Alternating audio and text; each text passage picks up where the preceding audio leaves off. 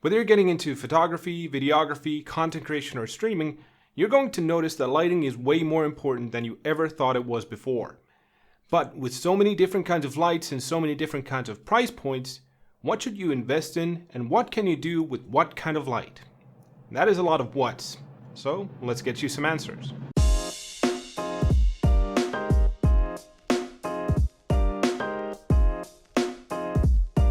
Ever since I started streaming and moved on from there, I've been obsessed with lights. There are so many different kinds and you can do so many different things with all of those different lights. And if you get good with lighting, you can make any shot look really good anywhere, at any time, in any situation. So today I thought I would run you by 5 different lights that you will most likely run into when you're looking at lighting and what they're meant for, what they're good for, and what they're not so good for. The lights we're going to be talking about are studio lights, ring lights, pocket lights like this one, accent lights, and garden lights. Bear with me on that one.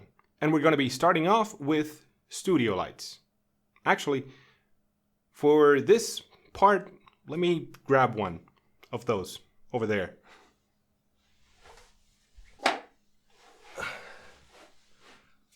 Okay, so this is a studio light. So studio lights are the ones that you will find in, well, pretty much any semi-serious YouTuber studio tour, movie sets, TV sets, all sorts of professional video production. I mean, it might take the attachment of a softbox for it to ring a bell, but this is what the actual light looks like. And these are the main form of lighting for any big sort of production, except when photographers use flashes, but that's a whole different thing since that doesn't apply to video. Anyway, and since they're so powerful and so big, they provide you a lot of options to use any sort of modifier with them to get the exact result that you want. Something like softboxes, gobos, domes, gels, you name it. Whatever you're looking for a light to do, these will be able to do it. Their high power allows you to use any sort of diffusers with them, even the bigger ones, so that will allow you to get more softer light in any sort of situation. Like I'm using right here, my 120 centimeter octagon softbox right there. They're usually only white or bicolor, and if you want RGB, you can get it with gels. They're just usually not in these. But as you can imagine, this light will work for pretty much any purpose, but they are big, so if you need to have light in a smaller space, this is probably not what you're looking for. But if you need a key light, if you have a lot of space, you can use them for literally anything. But if you need lighting on the go, these are going to be big and chunky to carry around with you, so they might not be the best idea. In that sort of situation, what you want is probably a pocket light. But before we talk about that, let me take this back. There we go. So these are pocket lights. So pocket lights are these smaller LED panels, and their small size brings with them their portability. So you can take them on the go with you. But their small size does bring with them the limitation of limited amount of light that they can provide. Even if you have something powerful like the Zhiyun M40, there is another problem if you use that max power. Since the light is coming from such a small area, the light is going to be extremely hard, making the shadows on your subject, whether it's a product or anything else, really, really hard. And with their small size, you usually don't have much in terms of diffusion possibilities, unless you have like a portable little diffusion screen. But since it's still lighting, and it's small and portable, you can use it as a key light on the go. Or if you bring it with you to a studio, you can use it as a fill light to fill in some of those shadows, a hair light to separate you from your background, or something like a backlight if you want that shine on the edge of whatever you're shooting. You have a lot of options, and it does fit in a small space, so pocket lights, still a really, really useful tool. Now when you introduce RGB and you go even smaller, you get what I call accent lights.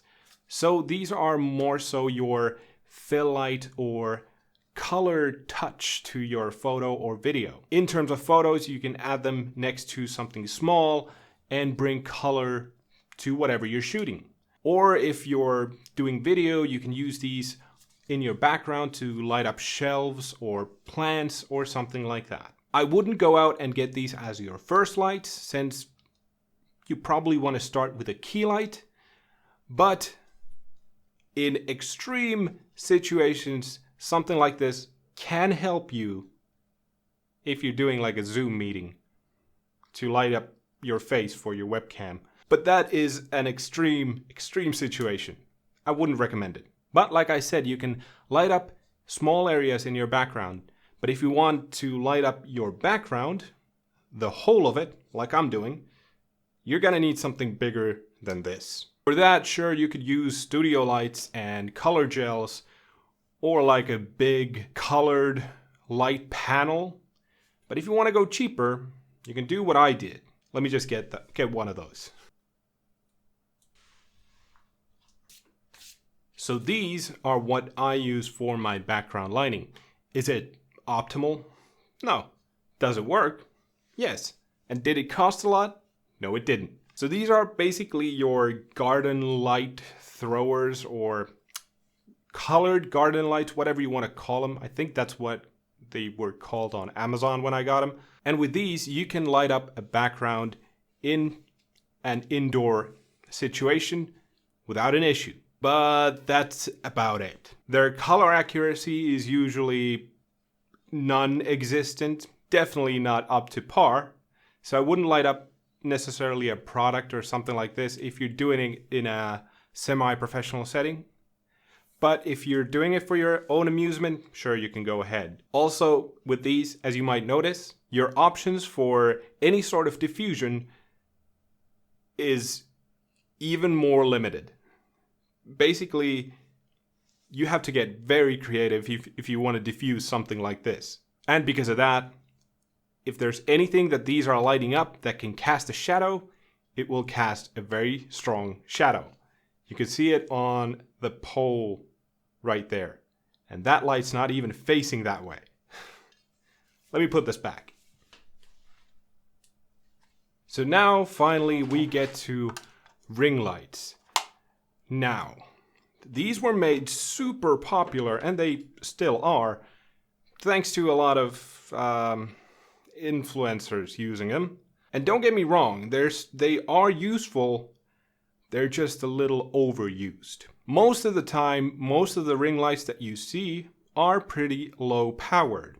So while you can use them as a key light if you really need to, you're getting about the same amount of lighting as you would from one of these. That means that you can basically add some light with a ring light to an already lit up scenario if you want to get rid of most of the shadows around a face or a product, since you can shoot your camera through the ring light. But as a sole lighting option, most of them are pretty trash. I'm sorry.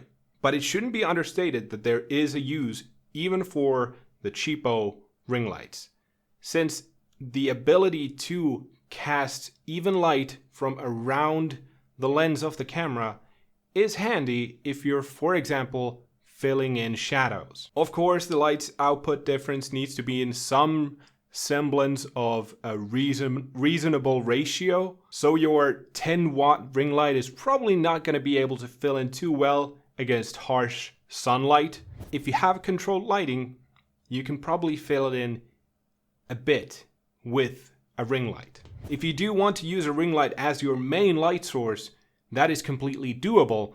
You're just going to have to invest a bit more than your $40 into something like the cheapest stuff that you can find on Amazon. But if you want to use it as a main light for something small, like a product, then that is completely doable. And you can certainly get a certain kind of style if you do it that way. The round shape can also make it interesting in the background of any sort of shot. Whether it's circling your thing that you're shooting or just creating interesting shapes in the background, ring lights can definitely have a use, even the cheap ones. But that's all the lights for this time. I didn't even go to bigger light panels, light tubes, or flashes. Maybe I'll do that another time, but not this one. Alright, if I missed anything or if you liked the video, let me know in the comments. Remember to click the like if this helped you out at all. And I hope you all have a great rest of your week. I will see you all next time. Bye!